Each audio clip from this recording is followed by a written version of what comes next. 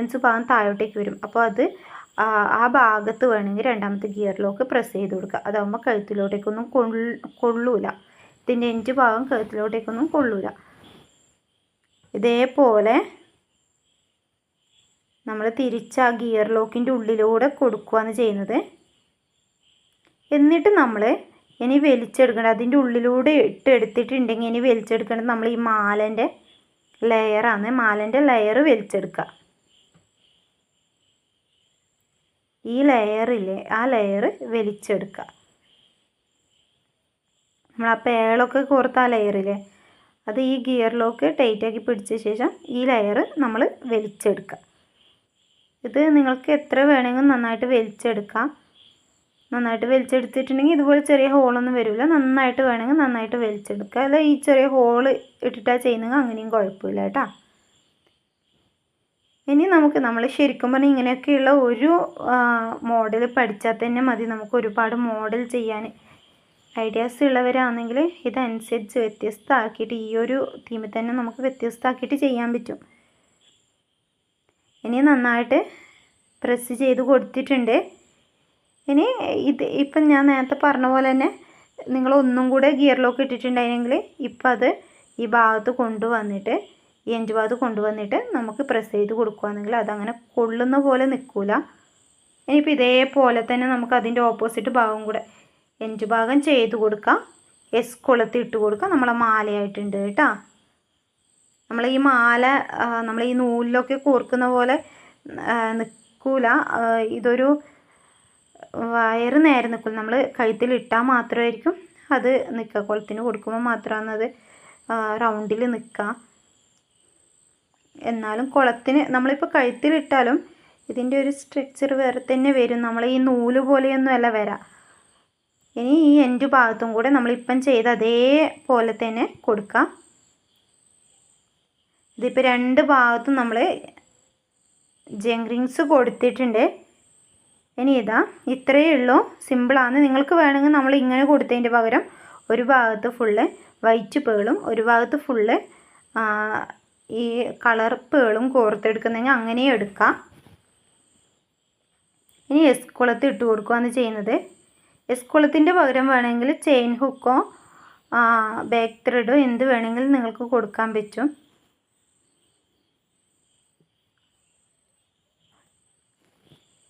ഇനി നമുക്ക് ഇതിന് മാച്ചായിട്ടുള്ള ഒരു കമ്മലും ഹെയർ ബാൻഡും ചെയ്തെടുക്കാം. ഇതെങ്ങനെ വന്നാലും ഞാൻ കാണിച്ചിട്ടില്ല, ഇതേപോലെ നിൽക്കുകയുള്ളൂ. ഇനി അതിന് വേണ്ടിയിട്ട് 3 ഐപ്പിൻ എടുത്തിട്ടുണ്ട്. ഐപ്പിന്നിലോട്ടേക്ക് ആദ്യം പേള് കോർത്തെടുക്കുക. പേള് നിങ്ങൾക്ക് ഇഷ്ടമുള്ള പോലെ കോർത്തെടുക്കാം.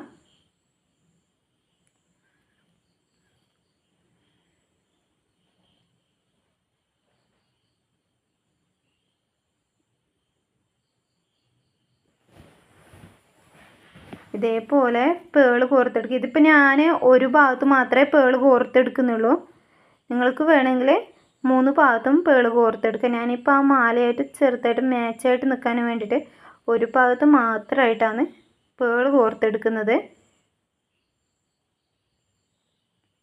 നിങ്ങൾക്ക് വേണമെങ്കിൽ നമ്മളിപ്പോൾ ഈ കമ്മലിന് കൊടുക്കുന്ന ഇതില്ലേ, ഇതൊരു ലോക്കറ്റ് ആക്കിയിട്ട് വേണമെങ്കിൽ നമ്മൾ ആ മാലക്ക് നമ്മൾ ഇട്ട ലോക്കറ്റിൻ്റെ പകരം ഇത് വേണമെങ്കിൽ ഇതും യൂസ് ചെയ്യാൻ പറ്റും.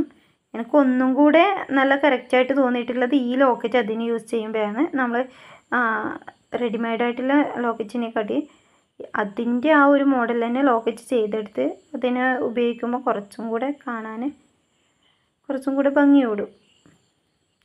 ഇനി ഇതേപോലെ നമ്മൾ ചെയ്തെടുത്തതിന് ശേഷം ഐപ്പിൻ ഇട്ട് കൊടുക്കുക. ഒന്ന് വളച്ചു കൊടുക്കുക. അതൊന്ന് നോസ് പ്ലെയർ വെച്ചിട്ടൊന്ന് വളച്ചു കൊടുക്കുക. വളച്ചു കൊടുക്കുമ്പോൾ എൻഡ് ഭാഗം വെച്ചിട്ട് വളച്ചു കൊടുക്കുക.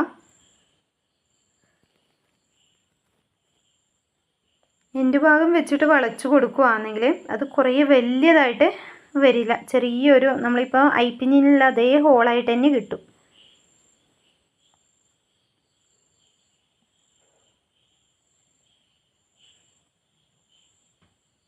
ഇതേപോലെ ചെയ്തെടുത്ത ശേഷം നമ്മൾ ഇതൊരു കോണാക്കിയിട്ടാണ് ചെയ്യാൻ പോകുന്നത്. അപ്പോൾ ഇതിനോട്ടേക്ക് ഒരു ഐപ്പിന്നും കൂടെ ഇട്ട് കൊടുക്കുക.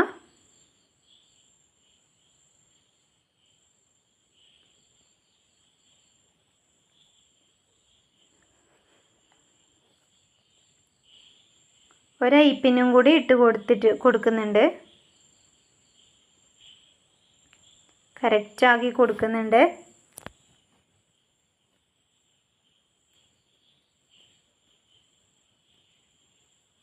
ഇനി ഈ ഐപ്പിന്ന് നമ്മൾ ഫസ്റ്റ് വെച്ച ആ ഐപ്പിന്നിലോട്ടേക്ക് ജോയിൻ ചെയ്യുകയാണ് ചെയ്യേണ്ടത്.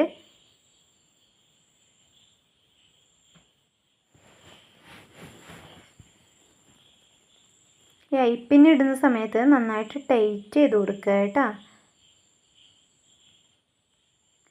ഇനിയിപ്പം നമ്മൾ ആദ്യം എടുത്ത ആ ഐപ്പിന്നിലോട്ടേക്ക് ഇതിൻ്റെ എൻഡ് ഭാഗം ഇടുന്നു.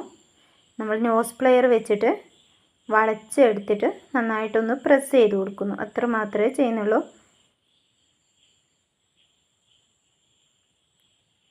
അതിൻ്റെ ശേഷം അതിലോട്ടേക്ക് കമ്മൽ ഹുക്ക് ഇട്ട് കൊടുക്കുന്നു.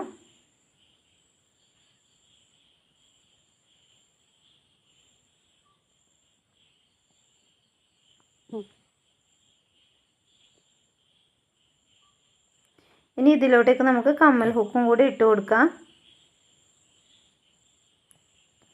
കമ്മൽ ഹുക്ക് ഇതേപോലെ ഗോൾഡ് കളറാണെങ്കിൽ ഗോൾഡ് കളർ യൂസ് ചെയ്യുക, കുഴപ്പമൊന്നുമില്ല. പക്ഷേ ഇനിയിപ്പോൾ നമ്മളിത് സിൽവറല്ലേ ചെയ്തത്, സിൽവർ തന്നെ വേണമെന്നാണെങ്കിൽ ആ ഐപ്പിന് ഒന്ന് വളച്ചെടുത്താൽ മതി. അപ്പോൾ സിൽവർ കളറ് നമുക്ക്